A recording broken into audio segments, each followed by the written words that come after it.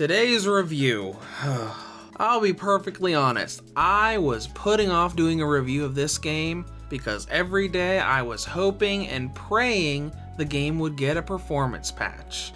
But hey, who knows how long I'll be waiting before that actually happens. So let's go ahead and do this. One of the first MMORPGs available on the Switch. Here is my review of the free-to-play game Onigiri, also known as Onigiri Online. Onigiri is in a fantasy alternate version of ancient Japan, where the sun goddess Amaterasu once sealed away demonic beings known as the Kamakui. When one of those seals is broken, an Oni, the player character, sets off on a quest to defeat the revived monsters before they can wreak havoc upon ancient Japan.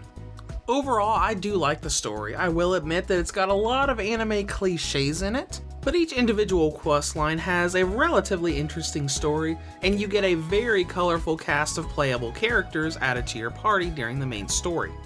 I won't say it's story of the year, but it's not bad. I do have some issues with its story, but that doesn't come from the story itself. There are quite a few grammar and spelling mistakes across the game, be it from dialogue in the main quest to dialogue in the side quests. And some of the side quest dialogue are barely translated at all, mostly remaining in Japanese text. The latter is definitely the worst part of these problems, but all of the grammar and spelling mistakes really stick out, especially when you've got a capital where there shouldn't be.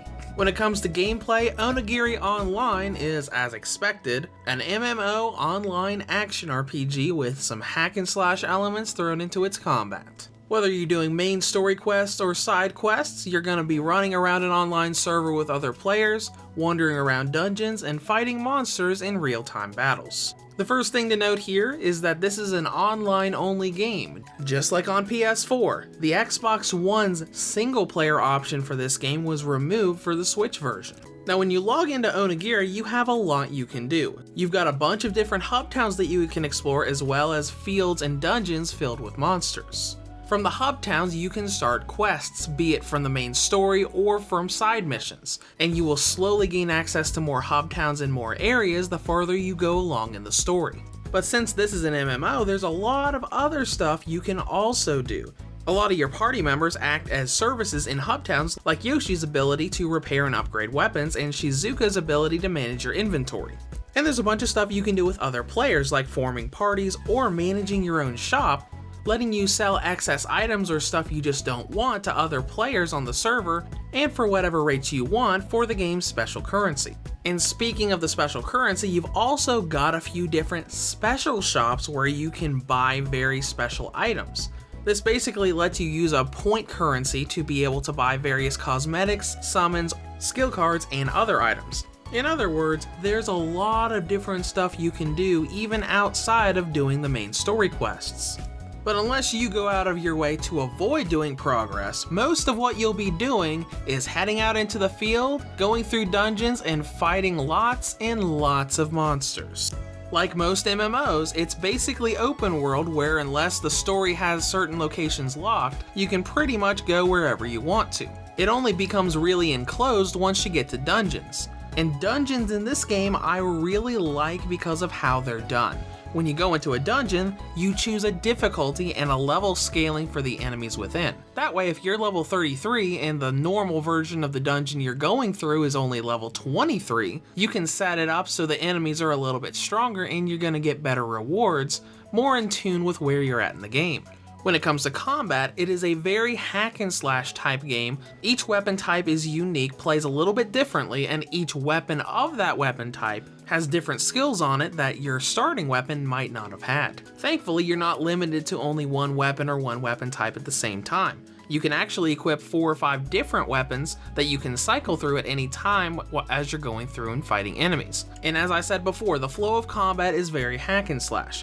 You can attack enemies with physical attacks, and you can use skills that have a cooldown, and the final aspect tied to combat is the fact that you gain experience points and level up, giving you lots of stat points that you can allocate to whatever stat you want. Now this formula does come together pretty well, especially as an MMO, But just like the other versions of the game, this is packed with glitches, both performance and in general gameplay. A big one that I've run into quite a bit is the fact that some side quest dialogue has dialogue choices for you, and no matter what you choose in specific side quests, it automatically rewinds you back to the beginning of the dialogue, trapping you in an endless loop that you can only escape from by restarting the game. This is especially bad because one of them involves your blacksmith character, and every time you talk to them for any reason, they try to initiate the quest when you leave, basically meaning that every single repair weapon and upgrade weapon trip I took led to that quest starting and me having to forcibly restart the game to continue forward. But glitches aside, there's a lot of content and length here. It is a free-to-play game, but going through the main quest line, you're probably going to be spending at least 30 to 50 hours before you reach the end of the story, keeping you very, very busy, even outside of all the side content there is to do. Now let's dive into controls for a minute because this is very, very weird to play on anything that's not a PC. When you go into menu mode, open up the menus, a mouse cursor appears on the screen and you control that mouse cursor with your analog stick or the semi-accurate cursor lock that you can do with the arrow buttons. Now on the PS4, you can just plug in a mouse and keyboard and play it that way. On the Switch, you can't. But at the same time, the Switch can override this awkwardness by going into handheld mode because there are very good touch controls letting you do all of this cursor stuff just by tapping what you want to do on the touchscreen. It certainly doesn't take away the awkwardness, especially once you dock it, but it does make it a lot more convenient than having to use a keyboard and mouse on the PS4 or Xbox One. Now let's dive into presentation, and this is where things really go downhill. Graphically, this game looks like a PSP game. It's got a lot less detail and a lot less smoothness than the PS4 version, and it doesn't help that a lot of the text is so small that it's very, very hard to read even when you've got it on a TV. Plus the fact that a lot of times the chat window that you can't close often clashes with the dialogue box for story cutscenes. Now let's get into performance. The frame rate is never stable. When you're running around the hub towns with other players everywhere, the frame rate is going crazy. 20 FPS, 10 FPS, 15, 25, 18. Now once you get into most dungeons, it does stabilize and it gets a lot better. But even then, some enemy attacks and some bosses still tank the frame rate really hard, making it very difficult when those enemies show up. But that's only the tip of the iceberg because there are a lot of other problems here too. The game crashes a lot, sometimes at random, but I've had a couple story cutscenes at the end of dungeons that always crash in the middle of the scenes. Since you can't save in dungeons, those crashes mean you have to redo the entire dungeon to get back and hope you can skip that scene before the crash happens again and you have to redo the dungeon again. And the final performance-based thing I'm going to mention is connection-based input lag. If I'm playing the game and I have something downloading on, say, my PS4 or my phone, I'll get animation lag, where an attack will hit an enemy and they won't take the damage until about 2 or 3 seconds later. But let's get to something a little more positive, battery life. The fact that this game looks like a PSP game definitely does benefit the game's time in handheld mode. Onigiri Online has a battery range of 4 hours and 5 minutes on high settings, up to 5 hours and 8 minutes on low settings.